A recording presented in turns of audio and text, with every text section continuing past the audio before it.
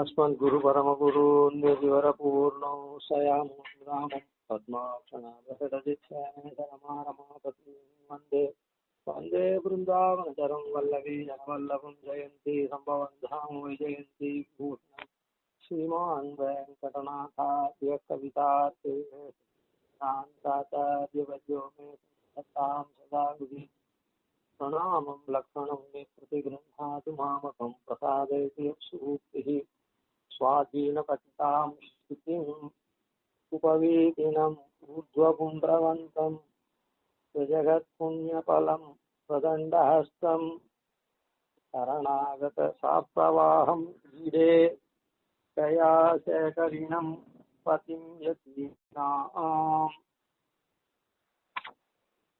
சரண இதுல உபவீத்தினம் ஊர்துவபுண்ட்ரவந்தம் ஜகத் புண்ணியபலம் சுதண்டாஹஸ்தம் சரணாகத சாத்தவாகமீடே விஜயா சாத்தவாகம் அப்படின்ற பர்யந்தம் யதாமதி யதாசக்தி அனுபவிச்சிருக்கோம். வீடே சிகையா சேகரினம் பதினத்தீனாம் அப்படின்னு ஸ்ரீபாஷ்யக்காரர் இன்னும் இந்த ஸ்லோகத்தில் அனுபவிக்க வேண்டியது. ஸ்ரீபாஷ்யக்காருடைய திருமேனி வர்ணித்த அந்தந்த அங்கங்கள உடைய யஜ்ஞோகிதாதிகளை கொண்டு சேவிக்கிறார். இந்த இடத்துல சரணாகத சாத்தவாகம் அப்படின்னுட்டு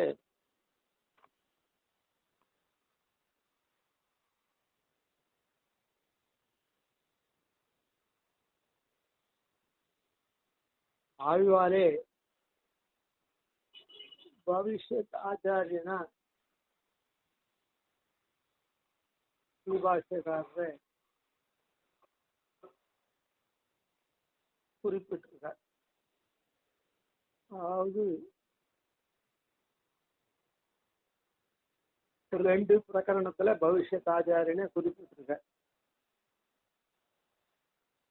மதுரை ஆழ்வார் திருமேனியை எழுந்தருள பண்ணணும்னு தாமிரவர்ணி தீர்க்கத்தை காய்ச்சத்தை முதல்ல வந்தவர் ஆழ்வார் இல்லை, ராமானுஜ விக்கிரகம் தான், உடையவருடைய விக்கிரகம் தான் முதல்ல வந்துச்சு. அதுக்கப்புறம் ஆழ்வார் வந்து இது பவிஷ்யத் ஆச்சாரியன் அப்படின்னு சொல்லி மறுபடியும் காய்ச்ச பணித்து அதுக்கப்புறம் மதுரை ஆழ்வார் திரும்பவும் தாமிரவர்ணி தீர்த்தத்தை காய்ச்சி இந்த ஆழ்வார் திருமேனி, இப்ப நான் ஆழ்வார் திருமேனி சேவிக்கிறேன், அந்த திருமேனி வந்தது ஐதிஹ்யம். அந்த ஒரு சந்தர்ப்பத்துல இவர் பவிஷ்யத் ஆச்சாரியன் அப்படின்னு குறிப்பிட்டார். ஆழ்வார் தன்னுடைய பிரபந்தத்துல 5ஆம் பத்துல 2ஆம் திருமொழி பொலிக பொலிக பொலிக அப்படின்றதுல பாஷ்யக்காரனுடைய அவதாரத்தை குறிப்பிட்டு பாடியிருக்கார் அப்படின்றது சம்பிரதாயம். அதாவது கடல் வண்ணன் பூதங்கள் மண்மேல் மலிய புகுந்திச பாடி ஆடி உடி தர கண்டோம் பொலிக பொலிக பொலிக பொலிகிறது. போயிற்று வல்லுயிர் சாபம். ஏன் பொலிவு வருது அப்படின்னு சொன்னா, வல்லுயிர் சாபம் இருந்த உயிர் சாபங்கள்லாம் திருடமா இருக்கக்கூடிய சாபங்கள்லாம் ஒழியது.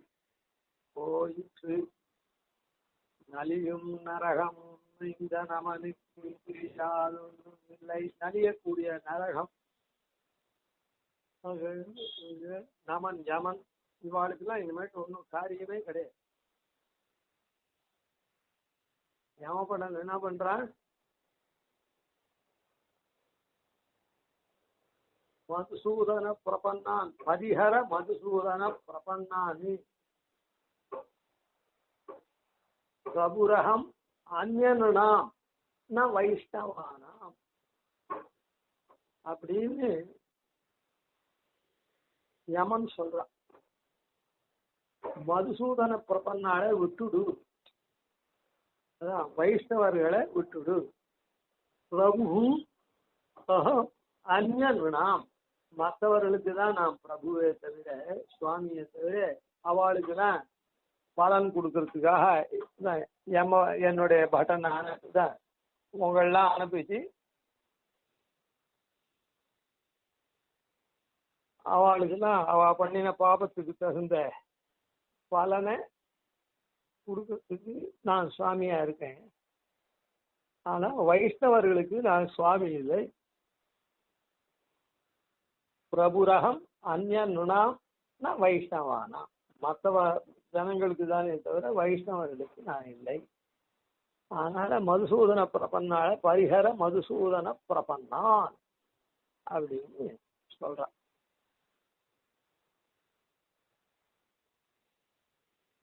அதோட ஆழ்வாரும் அதையே திருமணிஷ ஆழ்வாரும், திறம்பேன் மின் கண்டீர் திருவடி தன் நாமம் மறந்தும் புறந்தொழா மாந்தர் இறஞ்சியும் சாதுவராய் போதுமின்கள் என்றார்.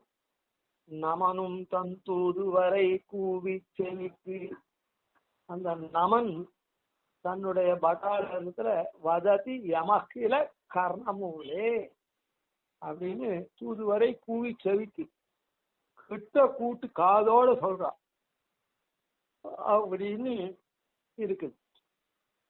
ஏன் அந்த மாதிரி அந்த வள்ளுயிர் சாவம்லாம் போயிடுச்சு அப்படின்னா, நலியும் நரகமும் நைந்த நமனுக்கு இங்கு யாதொன்றும் இல்லை. கலியும் கெடும். கலி புருஷனும் என்ன பண்றான், யமன் போனா விட்டு பண்றான். யமன் மரணம் அடைஞ்சா விட்டு மரிச்சா விட்டு அவன் யமலோகத்துக்கு ஆசின்னு போய் கொடுக்குறான். கலி புருஷன் என்ன பண்றான், இங்கேயே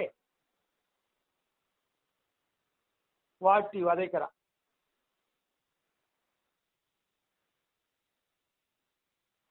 இங்கே கலிபுருஷன் வாட்டி வதைக்கிறான். அதனால அந்த கலிக்கும் இங்க வேலை இல்லை. கலிக்கு நல்ல காரியம் பண்ணா பிடிக்காது, அவனுக்கு பிடிச்சதா சூதுவாது பண்ணா நாமும் துர்மார்க்கத்துல போய் எவன் வசாலா ஆயிடுவோம். இங்கேயும் சுகத்தை அனுபவிக்க முடியாது சூதுவாதெல்லாம் பண்ணிட்டு இருக்கிறதுனால. கலிக்கு சூதுவாதெல்லாம் தான் பிடிக்கும். ஆன மாதிரிதான் எல்லாரையும் அவன் பிரவர்த்திப்பான். நல்லவாழை இருந்தா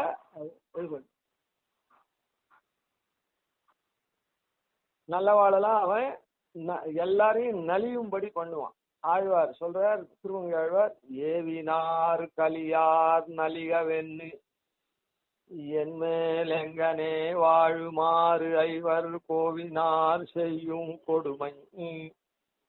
கலிபுருஷன் ரொம்ப சாமர்த்தியசாலி. யாரு அவன் வழியிலேருந்து புதுசா ஒருத்தரை கொண்டு வந்து நலிய மாட்டான்.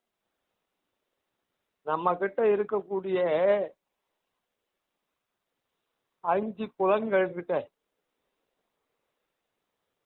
செவிவாய் கண்மூக்கு உடல் அப்படின்ற 5 புலன்கள் இருக்க, அந்த 5புலன்களே ஏவினார் கலியார் நலிக ஒன்னு அழியின் நலிஞ்சு போ அப்படின்னு ஏவரா.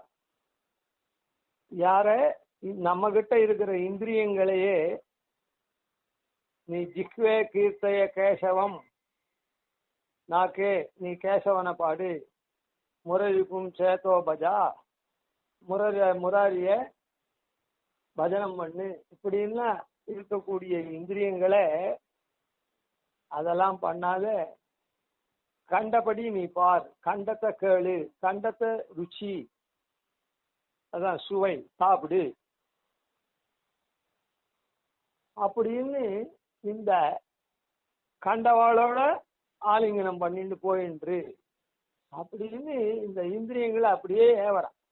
ஏவினார் கலியார் நலிக என்று என் மேல் எங்கனே வாழுமாறு நீ வாழ்ந்து வர்ற பார்ப்போம்.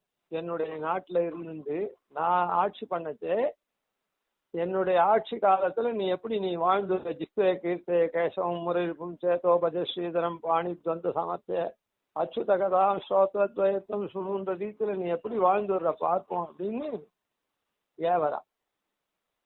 அந்த உடனே இந்த 5 இந்திரியங்களும் கண்டதை பார்க்கறது, கண்டதை கேட்கறது, கண்டதை ருச்சிக்கிறது, இப்படி பண்றது. ஆனா அப்படிப்பட்ட ஐவர் கோவினார். என்ன கோவினார்? ராஜா மாதிரி நம்ம போட்டு ஆட்சி பண்றது. நம்ம இஷ்டத்துக்கு இந்திரியங்கள் இல்லை, அது இஷ்டத்துக்கு நாம போயிட்டு இருக்கோம். அதனால கோ அப்படின்னு சொல்ல, ஐவர் கோவினார் செய்யும் கொடுமையை மடித்தேன். அவ அப்படி கொடுமை பண்றாளே கலியினால ஏவப்பட்டு, அதை மடித்தேன். எப்படி அதை ஒழிச்சேன் அப்படின்னு சொன்னா, குறுங்குடி நெடுங்கடல் வண்ணா பாவினாரின் சொல் பன்மலர் கொண்டுன் பாதமே பரவினான் பணிந்து. உன்னுடைய திருவடியில பாட்டா இருக்கக்கூடிய மந்திரமா இல்லாத பாட்டு போல எல்லாரும் அதிகரிக்கக்கூடியதா இருக்கக்கூடிய துவய மந்திரம் இருக்குது. பாவினாரின் சொல் பன்மலர். தமிழ்ல ஒருமை பன்மைதான், ஒண்ணுக்கு மேற்பட்டதெல்லாம் பலதான், சிங்குலர் ப்ளூரல் தான் இங்கிலீஷ போற. சமஸ்கிருதத்தில் தான் ஒருமை இருமை பன்மை சிங்குலர் டியூவல் ப்ளூரல்னு உண்டு. அதனால பாவினாரின் சொல் பன்மலர் கொண்டு உன் பாதமே பரவினா, உன் பாதத்தை நான் அந்த பன்மலரா இருக்கக்கூடிய துவயத்தை கொண்டு பற்றிட்டேன், பணிஞ்சேன். அதனால இந்த 5 கோவ இருக்காளே கலையினால ஏவப்பட்டா அந்த கொடுமையை மடித்தேன். அத போல இந்த பாஷ்யக்கார் அப்படிப்பட்ட சரணாகதியை நமக்கெல்லாம் துவயோச்சாரணத்தை பண்ணும்படி பண்ணி வைக்கிறார். அதுதான் அங்க ஆழ்வார் சாய்க்கிறார். கலியும் கெடும் கண்டு கொண்டு கடல் வண்ணன் பூதங்கள் பொலிக பொலிக பொலிக போயிற்று வள்ளியூர் சாவும் நலியும் நரகும் நைந்த நமனுக்கு இங்கு யாதொன்னும் இல்லை. சரி, கலியும் கெடும் கண்டு கொண்மின் கடல் வண்ணன் பூதங்கள் மண்மேல். கடல் வண்ணனுடைய பூதங்கள் இருக்கு, அதாவது அதனாலதான் இந்த பூதங்கள்லாம் இருக்கக்கூடிய இடத்துல பூமியில பூதங்கள்லாம் கடல் வண்ணன் பூதங்கள் மண்மேல் மலிய பூந்து இசை பாடி. அதெல்லாம் நல்ல மலிவா இருக்குதுன்னா ரொம்ப சரளமா இருக்குதுன்னு அர்த்தம், நிறைய இருக்குதுன்னு அர்த்தம். புகுந்திசை பாடி ஆடி உயிர் கண்டோம். அதனாலதான் பாஷ்யக்காரருடைய அவதாரம் எங்க அப்படின்னா பெரும்பூதூர் மகாபூதபுரி. பூதங்கள்லாம் இருக்கக்கூடிய புரியில அவர் அவதரிச்சார். ஏன்னா அங்கதானே அவருக்கு காரியம். பூதங்கள்லாம் திருத்தி நல்ல வழியில கொண்டு வருது. புருஷன் ஏவி நம்மலாம் கெடுக்கிறானே, அதனால நாம இருக்கிற இடத்துல அதனுடைய பூதனம் தியோதகமா தான் பூதபுரி அப்படின்ற இடத்துல அவர் அவதாரம் பண்றார். பூதங்கள்லாம் இருக்கக்கூடிய புரியில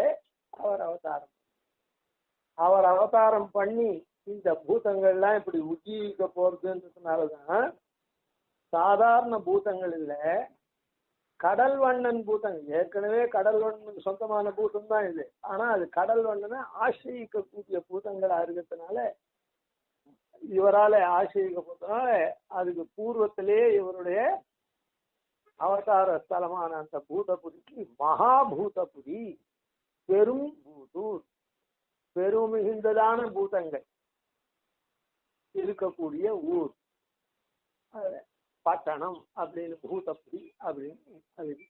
மலிய புகுந்திச பாடி ஆடி உழி தர கண்டோம்.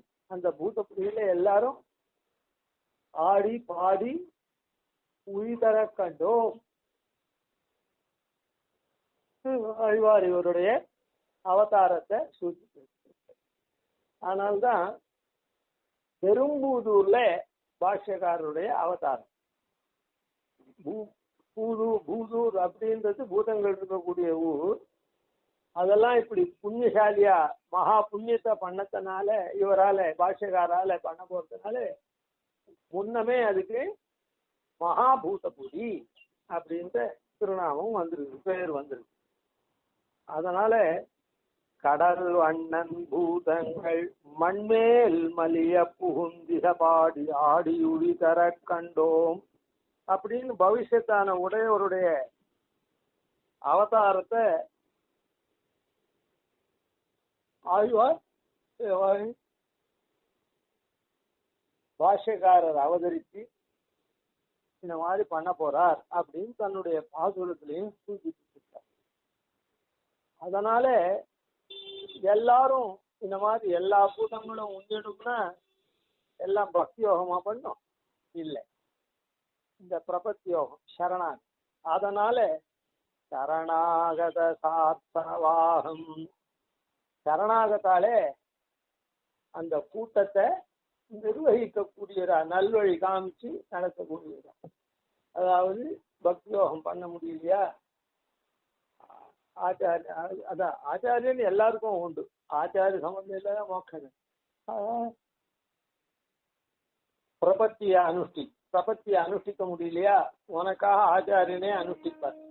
அதுவும் முடியலையா, அந்த ஆச்சாரிய சம்பந்தத்தை மகானுடைய சம்பந்தம் பெற்று நீ பிரார்த்தி கேட்டா கூட அவரே உனக்கு பண்ணி வச்சுருவார் அப்படின்னு இப்படிப்பட்ட எல்லாருக்கும் ஏற்றதான எளிமையான பிரபத்தி மார்க்கத்தை அவர் அதான் சரணாகத கூட்டத்துக்கு நன்மார்க்கத்தை காண்பிச்சு நல்ல வழியில அவர் உஜ்ஜீவனம் பண்ணினார்.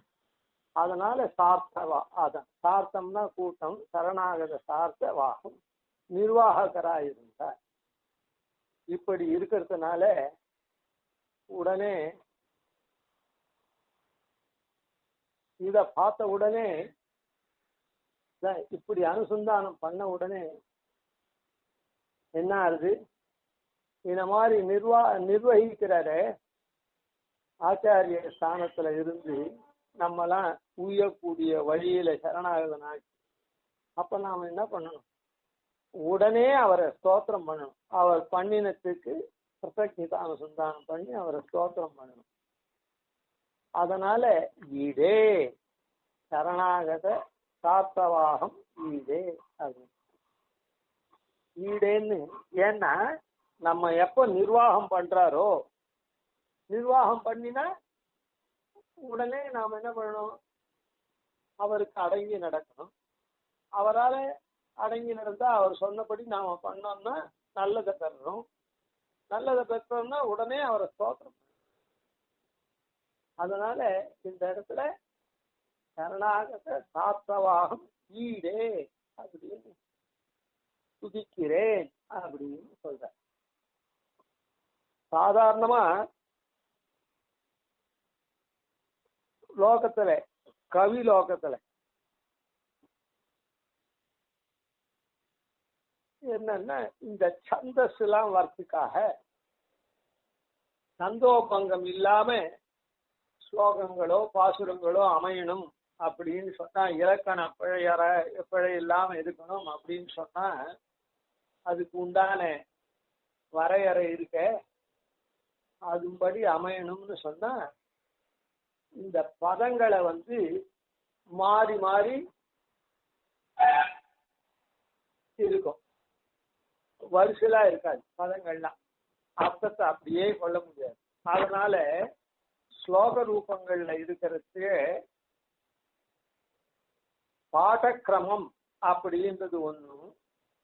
அந்த பாடக்கிரமம்ன்றது ஸ்லோகத்துல சந்தோபங்கள்லாம் வராது, சந்தஸ்லாம் சரியா இருக்கும்படியா பாடக்கிரமம் அமையும். பாடக்கிரமம்னா அது அப்படியே படிக்கிறது, ஸ்லோகம் இருக்கிறபடி இருக்குது. அது பதங்கள் அப்படியே பார்த்தா அர்த்தம் வராது. அந்த பாடக்கிரமத்தை மாத்தி அர்த்த கிரமத்துக்கு கொண்டு போகணும். பாடக்கிரமத்துக்கு மாத்தி அர்த்த கிரமத்துக்கு. அதாவது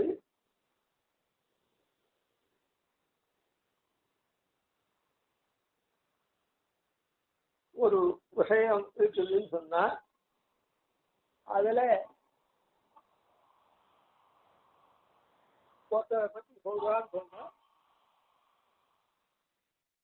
அந்த பெருமாளை பத்தி சொல்றதுன்னா பாஷ்யக்காரரை பத்தி சொல்றதுன்னா பாஷ்யக்காரருடைய எதால விழிச்சிருக்காரோ அந்த பாஷ்யக்காரர் அவருக்கு என்ன விசேஷனமோ அந்த விசேஷணங்கள்லாம் அதோட கொண்டு வந்து அதுக்கப்புறம் அவர் செய்யக்கூடிய காரியம் இருந்ததுன்னா அந்த காரியத்துக்கு உண்டான விசேஷணங்கள்லாம் என்னவோ அந்த விசேஷணத்தெல்லாம் அந்த பதங்களோட கொண்டு போய்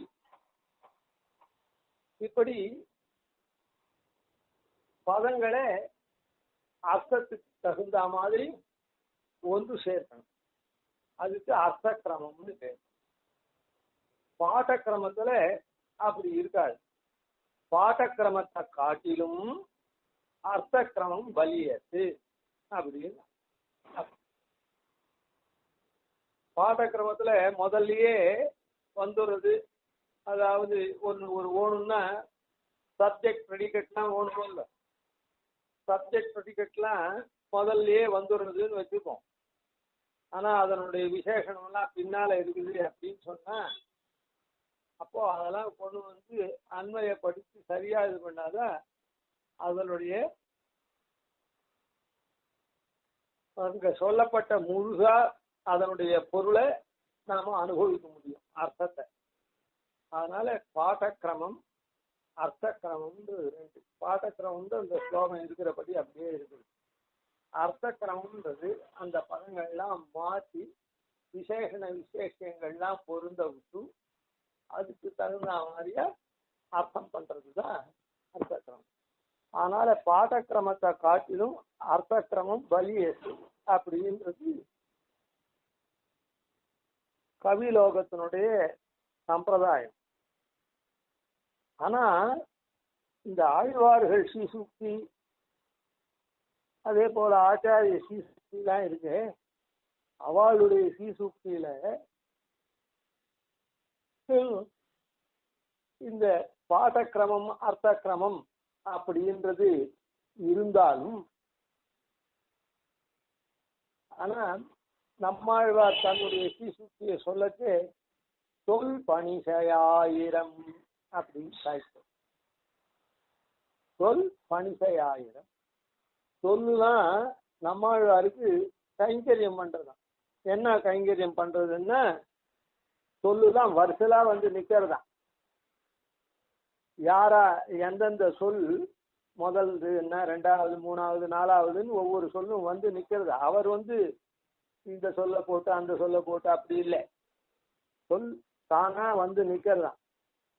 நான் 10வது நான் 11வது 12வது அப்படின்னு அப்படி சொல் பணிசையாயிரம் அப்படின்னு சாய்க்கிறது.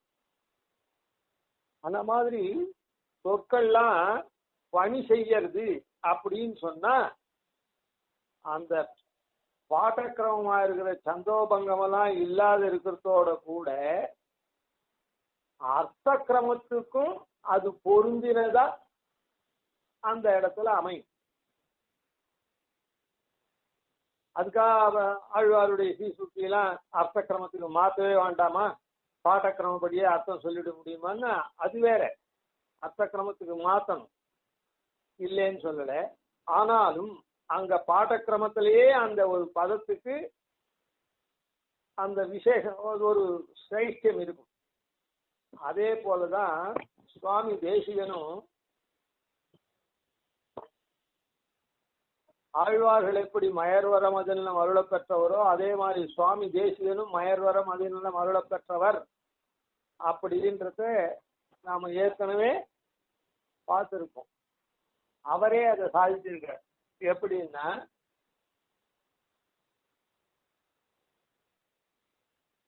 கீழும் மேலும் உள்ள பாசுரங்கள் எல்லாம் அப்புள்ளார் அடியேனை கிளியை பழக்குவிக்குமா போல பழக்குவித்து அவர் திருவுள்ளத்தில் இரக்கமடியாக பெருமாள் தெளிய பிரகாசிப்பித்து மறவாமல் காத்து பெயர பேசுவித்த பாசுரங்கள் அப்படின்னு பெருமாள் என்ன பண்றார், தெளிய பிரகாசித்திருக்க. அதனால இவருக்கு எதுவுமே தெரியாததே கிடையாது. அதனால் தெளிய பிரகாஷ் மறவாமல் காத்து, அதாவது மயர்வர மதிநலம் அப்படின்னு சொல்றாரு. மயர்வு இல்லாத மதிநலத்தை எம்பெருமான் கொடுத்தான்னு ஆழ்வாருக்கெல்லாம் மயர் வர மதிநலம் மருள பெற்ற ஆழ்வார்கள் அப்படின்னு எல்லாரும் சொல்றோம். அந்த மயர்வுன்றது 4 விதம் ஏற்கனவே சொல்லியிருக்கோம், மறுபடியும் சொல்றோம். மயர்வு அப்படின்றது மருள், மயக்கு, மரப்பு, துயக்கு அப்படின்னு 4 சேர்ந்ததுதான் மயர்வு. மருள், மருள்னா இப்படியா அப்படியா தெரியலையே அப்படின்னு, இப்படி போல இருக்கு அப்படி போல இருக்குன்னு சொல்றவே மருள்றமே, அதுக்கு மருள்னு பேர். மயக்கு அப்படின்னா மயங்கி போறது. மயங்கி போறதுன்னா மாறுதலாவே நினைக்கிறது. ஒரு விஷயத்த மாறி இப்படியே தான் அப்படின்னு மயங்கி போறது மருள் மயக்கு. மரப்புன்றது என்னமோ நான் தெரிஞ்சதுதான் இது, இப்ப மறந்து போச்சு அப்படின்னு சொல்றேன். அது ஒரு விஷயத்த இப்படியா அப்படியான்னு தெரியல, இப்படியும் போல இருக்குது அப்படியும் போல இருக்குதுன்றது மருள். மயக்குன்றது நேர இல்லாத மாறியே இதுதான் அப்படின்னு சொல்றது மயக்கு, மயங்க நிலை. மரப்புன்றது தெரிஞ்சதுதான் இப்ப ஞாபகமே இல்லை அப்படின்றது மரக்கு. துயக்கு அப்படின்றது என்னன்னா தெரியவே தெரியாது இருக்கு. ஒரு விஷயத்தை பத்தி இந்த விஷயம் எனக்கு தெரியவே தெரியாது அப்படின்னு சொல்றது துயக்கு. அதனால தெளிய பிரகாசிப்பித்து அப்படின்னு சொல்றதுனால துயக்குன்ற அம்சமே இல்லை. மறவாமல் காத்து, மறவாமல் காத்துன்னு சொல்றதுனால மறப்புன்றது இல்லை, தெரியாதும் கிடையாது, இப்ப மறந்து போறதும் இல்லை. அப்புறம் பிழையற பேசுவித்த பாசுரங்கள். பிழையற பேசுவித்த பிழை என்ன பிழை? இப்போ எல்லா விஷயமும் தெரிஞ்சு விட்டு எந்த விஷயமும் மறக்கலை. அதுல பிழை வருதுன்னா என்ன பிழை வரணும்? இதுவா அதுவான்றதோ இல்ல இத்த அதுன்னே சொல்றதோ மாறி சொல்றதோ. இந்த மருள் மயக்கு மயங்கிற நிலைமையும் மருள் நிலைமையும் தான் பிழை. அந்த பிழையற பேசிவிட்ட பாசுரங்கள் தெரியாத அம்சமே கிடையாது. அதனால துயக்குன்றது இல்லை, தெரியும் ஆனா இப்ப மறந்து போச்சு அதுவும் இல்லை. அதனால எல்லாம் சுத்தமா இருக்குது. ஆனா சுத்தமா இருந்துட்டு இதுவா அதுவான்னு தெரியல அப்படின்றது மருள். ஒண்ணுத்த மாறுதலாக இன்னொன்னு நினைக்கிறது மயக்கு. ஆனால் இந்த 2 பிழையும் இல்லாதபடி பிழையற பேசிவிட்ட பாசுரங்கள் அப்படின்னு அதுல பெருமாள் தெளிய பிரகாசிப்பித்து மறவாமல் காத்து பிழையற பேசிவிட்ட பாசுரங்கள்னு சொல்றதுனால இந்த 4 மயர் வர மதிநலம் பெருமாள் அருள் இருக்கார் சுவாமி. அதனால இவருக்கும் அந்த சொல்ல பணி பண்றது பணி செய்யறது அப்படின்னு ஆழ்வார் எப்படி சாத்தியாரோ அது போல. அதனால இந்த இடத்துல சரணாகத கூட்டங்களை நிர்வகிக்கிறவர், நல்வழி காமிச்சு நல்வழியில நடத்தி போறவர் அப்படின்னு சொல்லச்சு உடனே அவர் என்ன பண்ணணும்? நம்ம நல்வழி படுத்துறவாளை உடனே நாம ஸ்தோத்திரம் பண்ணணும். சுவாமி இது மாதிரி அடியை ஆட்கொண்டது தன்யோஸ்மி தாசோஸ்மி அனுகிரகிதோஸ்மி அப்படின்னு அவர் ஸ்தோத்திரம் பண்ணணும். அதனால இந்த பதம் இந்த இடத்துல அர்த்த கிரமத்தின்படி கடைசியா சொல்லலாம் வீடே அப்படின்னு. ஏன்னா எல்லா விசேஷணங்களையும் சொல்லிட்டு உபவீந்தனம் ஊர்தம் சிகையா சேகரின் யதீனாம் பதி வீடே அப்படின்னு சொல்லலாமா இருந்தாலும் அர்த்த கிரமத்தின்படி பாடக்கிரமத்திலேயே இதுக்கு ஒரு விசேஷம் இருக்கு. என்ன விசேஷம் அப்படின்னு சொன்னா, இப்படி சரணாகதி கூட்டங்களை நல்வழி நடத்தி நிர்வாகம் பண்றதுனால உடனே ஸ்தோத்திரம் பண்ண வேண்டியதுதான் நமக்கு. அதனால இந்த இடத்துல ஈடே அப்படின்றத சாதிச்சார். அதனால பாடக்கிரமத்தை காட்டிலும் அர்த்தக்கிரமம் பலியேசா இருந்து அர்த்தக்கிரமத்துல எத்தினாம் பதிம் ஈடே அப்படின்னு சொல்லணும். அது சொல்றதும் சரி. ஆனா இப்படி மயர்வர மதுல நல்ல பெற்றவரானதுனால பதங்கள்லாம் சொல் பணிசை பணி பண்றது அதெல்லாம் கைங்கரியம் பண்றது சொல்லலாம் நானு நானு நானுன்னு வச்சுதான் நிக்கிறது அப்படின்னு இந்த இடத்துல அந்த ஈடேன்றது பிரயோஜனம் என்னன்னா நம்ம நல்வழிப்படுத்தினார் படித்தின உடனே நல்வழிப்படுத்தினால ஸ்தோத்திரம் பண்றோம். அந்த ஸ்தானத்துல இந்த இடத்துல ஈடே சாதிச்சார். மேல அப்புறம் அனுபவிப்போம். கவிதா சிம்ஹாய கல்யாண குணசாலினே ஸ்ரீமதே வெங்கடேஷாய வேதாந்த குரவே நமஹ. ஆதிவஞ்சரூபாதீனதிவர்யான் பஜே நிஷம் ஸ்ரீரங்கபூர்வ சடஜித்யதீசான பதாஸ்ரயம் ஸ்ரீவத்சவம்சதிலகம் வந்தே ஸ்ரீகிருஷ்ணதேசிகம்.